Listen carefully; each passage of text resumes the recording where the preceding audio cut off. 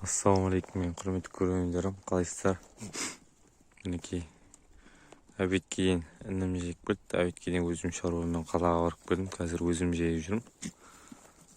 Мінекей анау жерлерде тағы жайылып жүр. Басқа олар енді ауылдың ешкілері. Мен ортаққа қосқан жоқпын. Чисто өзіміз әбет кейін жайып келеміз. Манағыдай біздер просто мынаны қосқан жағдайда бізде алтыда үйде адамдардың ешкім ешкілерді малдар танымайды. Сосын ана жерден біздерде общий ауылдың шетіне келгенде бөліп алады әркім өзінің малдарын. Сондай кезде біздің үйдің адамдары үйдегілер енді өзінің қазіргі осы жерде жүрген ешкілерді танымайды. Сол себепті қосқан жоқпыз. Енді өзіміз кейде боламыз, кейде болмаймыз үйде. Сол себепті мінекей өзім жайып жүрмін. Ана жақта ауыл, мына жақта өзіміз жайып жүріп малды. Өзіміз баққанға ешқандай да жетпейді. Bir жақсысы өзің білесің, істесең де таңертең әбетке дейін бір жайып аласың. Әбеттен кейін асықпай үйге келіп тамағыңды ішіп алып, асықпай тамағыңды ішіп, манағыдай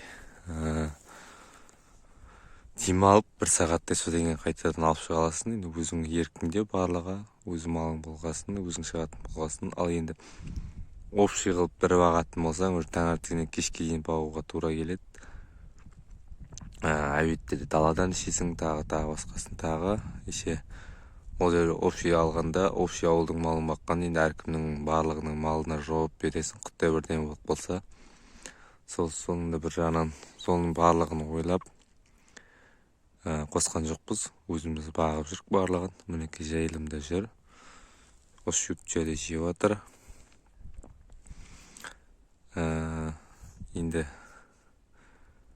бұйыртса қосы қара ешкі туғысы келіп жүрген сияқты. Дұрыс жайылмай жүр. Мал туар алдында қандай белгі береді, сол туралы кішкене маған айтып кетсеңіздер жақсы болатын еді. Ешкі бағып білетіндеріңіз, қой бағып білетіндеріңіз болса, бұлар енді 5 айдан кейін, 6 айдан кейін туады ғой, ешкі деген. Ешкі малы. Қойда сондай деп ойлаймын. Бұлар енді туар алдында қандай белгі береді, ешкілер, сол туралы комментария жазып кетсеңіздер, маған құттайда болса да көмектеріңіз тиетін еді. Енді біздер енді малға биылдан бастап кірісіп жатырық. Енді бұйыртса осыларды жинайтын боламыз. Сосын бір бауырым жазып кеткен, өзіңіздің бет-әлпетіңізді видеоға түсіріңізші деп. Енді ол жағы бөлек әңгіме.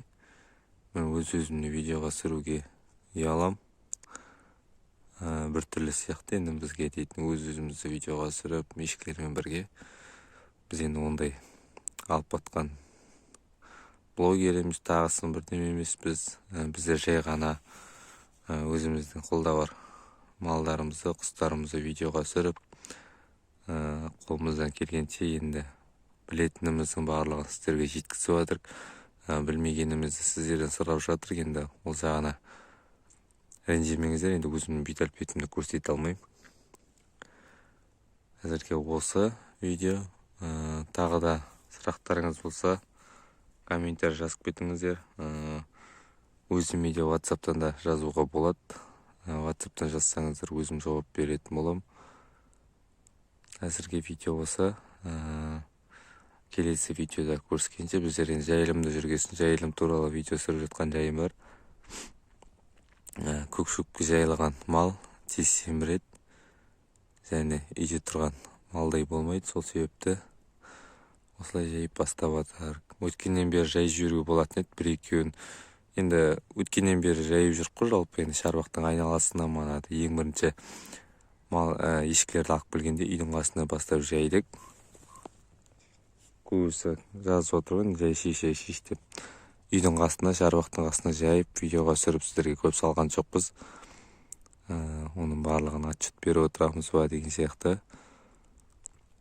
Есік алдына жайып бастап үйреттік біздер. Онда бізде ана ешкі, қаралақ болды, екеуі болды. Екеуін есік алдына жайып, манағыда үйретіп, кішкене бір-біріне шарбақтың ішіне жай жіберіп солай жайлап үйреттік.